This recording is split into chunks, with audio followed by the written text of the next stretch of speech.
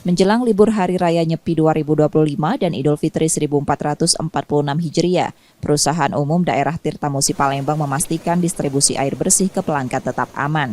Layanan juga akan berjalan normal dengan petugas yang disiagakan selama 24 jam untuk memastikan kelancaran distribusi dan mengantisipasi kebocoran. Kalau konsumsi biasanya rata-rata pemakaian pelanggan ini sekitar 1 kubik per hari. Ini kemungkinan akan menjadi rata-rata berdasarkan tahun kemarin itu sekitar 1,5 kubik per hari. Artinya sekitar akan naik sekitar 150.000 kubik. Akan terjadi peningkatan di akhir puasa dan di awal pagi untuk Idul Fitri.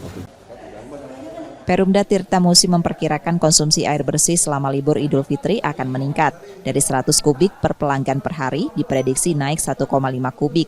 Kenaikan penggunaan air diperkirakan mulai terjadi pada sehari sebelum Idul Fitri pukul 16 waktu Indonesia Barat hingga pukul 7 pagi di hari pertama Lebaran. Nur Muhammad, Kompas TV, Palembang, Sumatera Selatan.